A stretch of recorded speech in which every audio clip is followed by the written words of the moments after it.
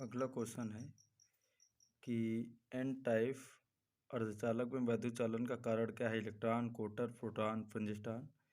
तो N type में जो वैद्युत का चालन करते हैं वो होते हैं इलेक्ट्रॉन। अगर हम याद रखें तो सबसे ज़्यादा ज़रूरी ये है कि अर्धचालक मुख्यतः दो प्रकार से हम लोग रख सकते हैं। एक अर्धचालक जिनको हम नैज अर्धचालक कहते हैं।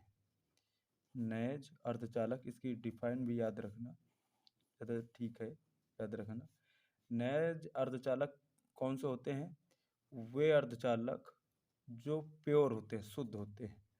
वे अर्धचालक जो पूर्णतः शुद्ध अर्धचालक होते हैं, पूर्णतः शुद्ध अर्धचालक होते हैं, पूर्णतः शुद्ध अर्धचालक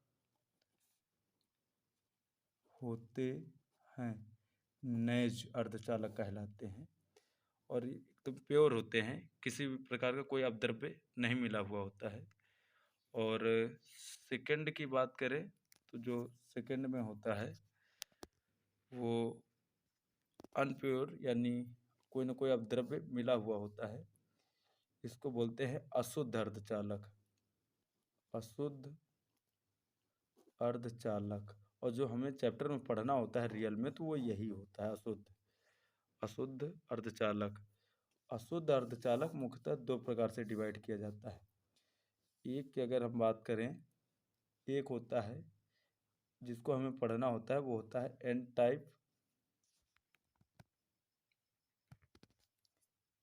टाइप, और दूसरा होता है पी टाइप। एन टाइप अर्धचालक, पी टाइप अर्धचालक। एन टाइप अर्धचालक वे अर्धचालक होते हैं जिसमें पंच संयोजी मिला हुआ होता है, यानी वे अर्धचालक जिनमें पंच संयोजी मिले हुए होते हैं एन टाइप कहलाते हैं। यानी इनके साथ जो मिला हुआ होता है वो पंच संयोजी तत्व, पंच संयोजी तत्व।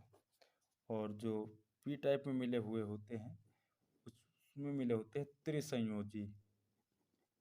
त्रिसंयोजी, यानी अगर आप एक एक को एक्सप्लेन करके देखना चाहें तो एन टाइप में जो अपद्रव्य मिलाते हैं, तो ये मान के चलिए कोई पंच संयोजी, कोई हमने एक एलिमेंट रख लिया एक्स, और इसके बाद उसमें 5 हो, 1 2 3 4 5 इलेक्ट्रॉन हो, और इसके साथ कोई 4 संयोजी वाले एलिमेंट जो अर्धचालक हैं वो रखें। जैसे एक ये कोई ए है जो 4 संयोजी एलिमेंट है और अर्धचालक है, तो इस तरीके ये 4 प्लेस पर रखें, 1 2 3 4, 1 2 3 4, 1 2 3 4। अब तो इसमें एक एक ये इलेक्ट्रॉनों का साझा कर लेंगे, एक एक इलेक्ट्रॉनों का साझा कर लेंगे। और इस साझे पर अगर अच्छे से देखा जाए तो यहाँ पर एक इलेक्ट्रॉन बच गया है। ये जो इलेक्ट्रॉन बच गया है जिसका साझा किसी के साथ में नहीं हुआ, यही इसका आवेश का वाहक हो जाएगा। यानी हम ये कह सकते हैं कि एन टाइप वाले जो अर्धचालक है उसमें आवेश के वाहक इलेक्ट्रॉन हो जाएंगे, आवेश के वाहक इलेक्ट्रॉन होंगे। इसी तरीके त्रिसंयोजी वाले में जो आवेश के वाहक हैं, आवेश के वाहक वो आपके कोटर हो जाएंगे, कोटर होते हैं। मतलब अगर कोई एक त्रिसंयोजी का मान के चलते हैं कि जिसमें से 1 2 3 हो, और यही हम 4 प्लेस पर रखें, 1 2 3 4, और 1 2 3 4, 1 2 3 4, 1 2 3 4, इस तरीके। तो यहाँ पर ये सब के साथ संयोग करेगा, जैसे ये कर ले। इसमें से देखा जाए तो यह एलिमेंट इसके साथ संयोग करने के लिए कोई प्लेस इस पर इलेक्ट्रॉन नहीं रह जाता, तो यह एक होल या कोटर के साथ संयोग कर लेता है। यानी इसमें जो आवेश का चालन करता है वो यही हो जाता है। इसी को होल या कोटर बोलते हैं, होल या कोटर बोलते हैं। तो त्रिसंयोजी में आवेश के जो वाहक होते हैं वो कोटर होते हैं, और एन टाइप वाले में जो आवेश के वाहक होते हैं वो इलेक्ट्रॉन होते हैं। जो खास याद रखना है वो ये कि अगर नॉर्मल में पूछ लिया जाए कि एन टाइप, जो एन टाइप के ट्रांजिस्टर है या एन टाइप के जो अर्धचालक हैं, अर्धचालक, उसमें आवेश के वाहक क्या होते हैं, आवेश के वाहक क्या होते हैं, तो नॉर्मल में है तो हमारा जवाब ये आएगा कि अगर एन टाइप में देखा जाए तो इलेक्ट्रॉन अधिकता में तथा कोटर न्यूनतम में आवेश के वाहक होते हैं। यानी इसमें हम देखें तो कोटर बहुत कम होंगे, इलेक्ट्रॉन सबसे ज़्यादा होंगे, तो जो इलेक्ट्रॉन होंगे वो बहुलता के साथ ज़्यादा आवेश के वाहक होंगे, आवेश के वाहक होंगे, लेकिन कोटर बहुत कम होंगे, कोटर बहुत कम होंगे आवेश के वाहक। इसी प्रकार इसमें आवेश के वाहक जो बहुलता में होंगे वो कोटर होंगे और बहुत कम मात्रा में इलेक्ट्रॉन होंगे। तो आई होप कि ये बात पूरी समझ में आ गई होगी। अब चलते हैं नेक्स्ट क्वेश्चन। नेक्स्ट क्वेश्चन है दूसरा, डिस्क्रिप्टिव में आ गए हैं, तो किन्हीं 3 खंडों के उत्तर दीजिए। पहला, धातुओं में मुक्त इलेक्ट्रॉनों के अपवाह वेग, अपवाह का मतलब अनुगमन वेग एवं श्रांत काल में संबंध लिखिए, प्रयुक्त संकेतों के अर्थ बताइए। तो अनुगमन वेग एवं श्रांत काल के बीच में अगर हम बात करें रिलेशन की, चलते हैं दूसरे का नंबर। तो अनुगमन वेग तथा श्रांति काल के बीच संबंध की अगर हम बात करें, रिलेशन संबंध, वो होता है Vd equal VE tau by ml, ये रिलेशन होता है। और इसमें जो सबसे ज़्यादा याद रखना कि ये Vd क्या है, तो Vd है आपका अनुगमन वेग, अनुगमन वेग, इसको हम लोग NCERT लैंग्वेज में अपवाह वेग कहते हैं। और जो V है ये है विभव, जो E है ये आप सबको पता है ये है आवेश, और आवेश कितना 1.6 इंटू 10⁻⁻19 कूलाम। और जो M है वो द्रव्यमान है, और इलेक्ट्रॉन का ही द्रव्यमान है वो 9.1, क्योंकि चालक के अंदर जब इलेक्ट्रॉन टकराते हैं, बारंबार एक दूसरे से टकराते रहते हैं, तो किन्हीं 2 टक्करों के मध्य जो टाइम गैप होता है, टाइम इंटरवल होता है, उसी को हम श्रांति काल बोलते हैं। तो इसका द्रव्यमान होता है 9.1 इंटू 10⁻31 kg। और L की बात करें तो ये होती है चालक खंड की लंबाई या चालक की लंबाई, ये चीज़। और कौन सा चालक, जिसमें ये धारा प्रवाहित की जा रही है कि उसमें। चलते हैं अब नेक्स्ट क्वेश्चन। कह रहा है कि एक कुंडली का स्वप्रेरण गुणांक 10 मिली हेनरी है, इसमें वैद्युत धारा 5 मिली सेकंड में 5 एम्पियर से 15 एम्पियर हो जाती है, कुंडली में प्रेरित विद्युत वाहक बल ज्ञात कीजिए। तो ये इंडक्शन के चैप्टर से है, और इंडक्शन में हम जानते हैं कि जो स्वप्रेरण होता है, स्वप्रेरण गुणांक यानी L, वो L बराबर होता है -E/Δi/Δt, या इसी को लिखा जाता है L बराबर -E/di/dt। अगर किसी वेरिएबल पर है, किसी ऐसे वेरिएबल जिसका कहीं अवकलन करके पूछा जाए, तो वहाँ पर हम इसका भी फार्मूला ये यूज करते हैं। अब यहाँ से अगर हमारे पास, चूँकि सवाल की अगर हम बात करें, एक बार फिर से देख लेते हैं, तो उसमें लिखा है कुंडली का गुणांक जो है 10 मिली हेनरी है, इसमें वैद्युत धारा 5 मिली सेकंड में 5 एम्पियर से 15 एम्पियर हो जाती है, कुंडली में प्रेरित विद्युत वाहक बल पूछा गया है। तो यानी अगर हम इंटू Δi/Δt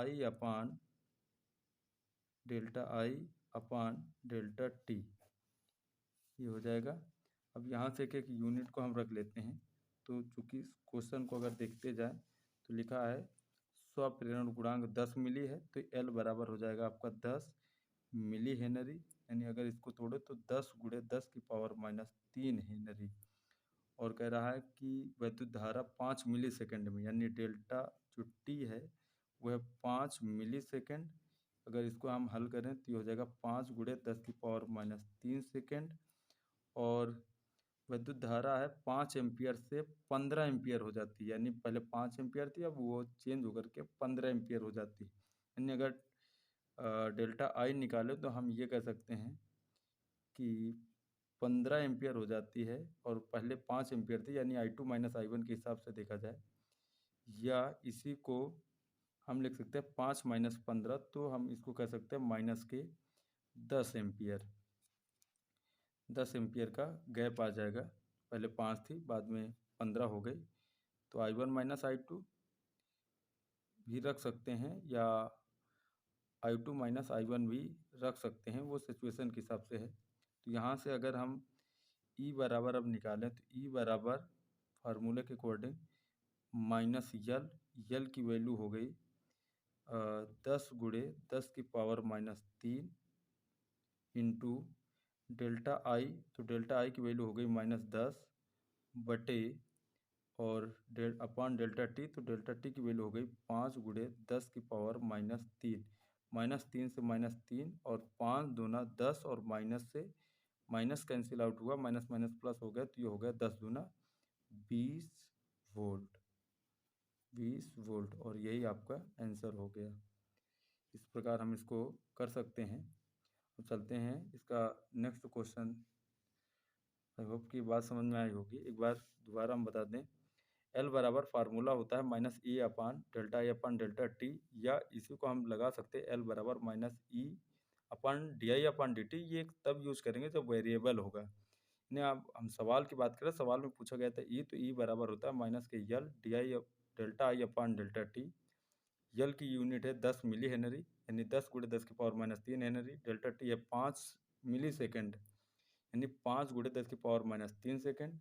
डेल्टा आई निकालें तो वो कह रहा था कि पहले 5 एम्पियर की धारा जा रही है, इसके बाद फिर 15 एम्पियर दी जा रही है। कोई जो कुंडली बनी होगी, लूप बनी होगी, उस लूप में पहले 5 एम्पियर जा रही थी, फिर 15 एम्पियर जाने लगी। यानी डेल्टा आई निकालें तो जो चेंज आया वो माइनस के 10 एम्पियर आएगा। आप I2 माइनस I1 लिखो, या I1 माइनस I2 लिखो। अगर आप I2 माइनस I1 लिखोगे तो यहाँ जो वोल्टेज है वो -20 आ जाएगा। माइनस इस वजह से आ जाएगा क्योंकि वो लेंज के नियम का फॉलो कर रहा है, यानी लेंज के नियम के अकॉर्डिंग है, तो उस पर आ जाएगा। या फिर उसी लेंज के नियम को आप यहाँ पलटा दीजिए, तो 5 माइनस 15 कर दीजिए, तो माइनस के 10 एम्पियर आ जाएगा। E बराबर आप वैल्यू रखिए L की, और ये डेल्टा आई की, और ये डेल्टा टी की। 5 से 10 कट गया तो बार में माइनस माइनस प्लस हो गया, 10⁻³ कैंसिल, यानी 20 आपका आंसर आ गया। चलते हैं नेक्स्ट क्वेश्चन। हमारे पास अगला क्वेश्चन है, कह रहा है रेडियो तरंगे, एक्स किरणें, गामा किरणें एवं सूक्ष्म तरंगों को उनके तरंग दैर्ध्य के घटते क्रम में लिखिए। यानी ये है इलेक्ट्रोमैग्नेटिक वेव वाले चैप्टर से है, और इसमें कई पूछे गए हैं, जिसमें से रेडियो तरंगे, एक्स किरणें, गामा किरणें तथा सूक्ष्म तरंगें हैं। तो इसके लिए तो एकदम बेसिक सा तरीका आप लोगों को हम बताएं, चाहे आप उसको कॉन्सेप्ट मानिए या ट्रिक मानिए या एक विधि मान के चलिए, उस हिसाब से है। तो इसमें क्वेश्चन नंबर ग है दूसरे का। हम लोग अगर इनको बोलते हैं इलेक्ट्रोमैग्नेटिक वेव, यानी EMW, और इसको अगर हम ये मान के चलें कि हम पूरे सातों को एक ट्रिक के माध्यम से याद रखें तो ज़्यादा बेहतर रहेगा। और ये जो ट्रिक है ये उनके आवृत्ति के अनुसार है। एक महिंद्रा की गाड़ी आती है XUV, उसी के बेस पर ये ट्रिक है। इसको कहते हैं गामा, यानी गाड़ी, XUV इन माई रेंज। G का मतलब होता है गामा, X का मतलब होता है एक्सरे, यू का मतलब होता है अल्ट्रावायलेट यानी पराबैंगनी, और वी का मतलब होता है दृश्य प्रकाश, आई का मतलब होता है इंफ्रारेड यानी अवरक्त किरणें, यम का मतलब होता है सूक्ष्म यानी माइक्रो वेव सूक्ष्म तरंगे, और आर का मतलब होता है रेडियो तरंगे, रेडियो तरंगे। ये जो लिखी हुई हैं ये आवृत्ति के अनुसार हैं। सबसे बड़ी आवृत्ति गामा की होगी, सबसे छोटी आवृत्ति रेडियो की होगी, और आपको याद दिलाएं कि न्यू इक्वल होता है सी बाई लिम्डा, यानी जिस तरंग की आवृत्ति सबसे बड़ी होगी उसकी तरंग दैर्ध्य छोटी होगी, और जिसकी तरंग दैर्ध्य सबसे बड़ी होगी उसकी आवृत्ति छोटी होगी। तो आप इसी से लगा सकते हो कि तरंग दैर्ध्य में ये सबसे बड़ा और ये सबसे छोटा हो जाएगा, परंतु आवृत्ति में ये सबसे बड़ा और ये सबसे छोटा हो जाएगा। आप देखते हैं क्वेश्चन में क्या कहा गया। क्वेश्चन में कहा गया कि रेडियो तरंगे, एक्स किरणें, गामा किरणें एवं सूक्ष्म तरंगों को उनके तरंग दैर्ध्य के अनुसार लिखिए। तो पहले रेडियो तरंगे हैं, यानी रेडियो तरंगे भी है, एक्स किरणें भी हैं, गामा भी हैं, और लास्ट में एक सूक्ष्म तरंगे लिखा हुआ है माइक्रो। और तरंग दैर्ध्य के अनुसार घटते क्रम में लिखना, तो तरंग दैर्ध्य इधर सबसे ज़्यादा होगी, तो ये पहला नंबर, ये दूसरा नंबर, ये तीसरे नंबर में, और ये चौथे नंबर में। यानी अगर हम इनको लिखना चाहें तो यहाँ से आंसर लिख सकते हैं कि सबसे पहले आएगा रेडियो तरंगे, फिर उसके बाद आएगा सूक्ष्म तरंगे, फिर उसके बाद आएगा एक्सरे, फिर उसके बाद आएगा गामा किरणें। ये आपका आंसर हो गया इस तरीके। अगर ये आपको याद है तो ये तुरंत आंसर आ जाएगा, ज़्यादा समय नहीं लगेगा। अगले प्रश्न की बात करें तो इसमें लिखा है नैंड गेट का लॉजिक प्रतीक बताइए। तो लॉजिक प्रतीक बताना है नैंड गेट का। वैसे इस वर्ष तो ये आना है नहीं क्योंकि ये हटा हुआ है आपके टॉपिक से, लेकिन फिर भी अगर आप नॉलेज में इसको याद रखना चाहो तो याद रख सकते हो। ये एक गेट का चैप्टर होता है, उसी से है। गेट मुख्यतः जो हमें पढ़ने होते हैं वो होते हैं 3। इस बार ये सिर्फ नॉलेज के लिए बता रहे हैं, पेपर में नहीं है। एक होता है और गेट, एक होता है एंड गेट, एक होता है नॉट गेट। और गेट का जो सिंबल होता है वो एक चंद्राकार रूप में ऐसे बनेगा, चंद्राकार रूप में बनाएंगे। इसमें ये याद रखना 2 निवेशी होते हैं पीछे और एक निर्गत आगे की ओर बनाया जाता है। इसी तरीके एंड गेट में ये चंद्राकार ना होकर के सीधा कुछ इस प्रकार होता है, और इसमें भी 2 निवेशी होते हैं और एक निर्गत आगे की ओर बनाया जाता है। नॉट गेट में एक त्रिभुज टाइप का होता है, और इसमें एक ही निवेशी होता है और एक ही निर्गत होता है उसका, कुछ इस प्रकार। अब नैंड गेट में जो कहा गया, जैसे प्रश्न में कहा गया है कि नैंड गेट, नैंड गेट का मतलब हुआ एक एंड गेट और एक नॉट गेट जब जोड़ दिया जाए तो जो बनेगा वो नैंड गेट बनेगा। NAND, नैंड गेट की बात करें तो ये एक हमने बनाया एंड गेट, ये हो गया आपका एंड गेट। इसी से हमें जोड़ देना है नॉट गेट, ये नॉट गेट हमने जोड़ दिया ये, और ये जो आकृति बन गई ये आपकी नैंड गेट की हो गई। यानी इसी को हम चेंज करके एक जो दोनों को मिश्रित करके एक बना सकते हैं, वो कुछ इस प्रकार होगा। यानी एक अर्ध गोलाकार और 2 निमेशी। इसमें याद रखना जो इसमें ये जो दूर बनाते हैं निर्गत, उसमें जब ये दोनों टच ज्वाइंट होकर के बनेंगे तो यह इसके पास में आ जाएगा, यानी यहाँ आ जाएगा, यहाँ ऐसे लाइन होगी और ये डार्क होगी। इसमें होल टाइप में नहीं होगा, डार्क लाइन बनी होगी। इस तरीके आपको बन गया ये नैंड गेट। बस आगे क्वेश्चन की बात करें तो ये तो दूसरे नंबर तक के रहें। तीसरे नंबर में आगे टाइम मिलेगा तो हम सॉल्व करा देंगे।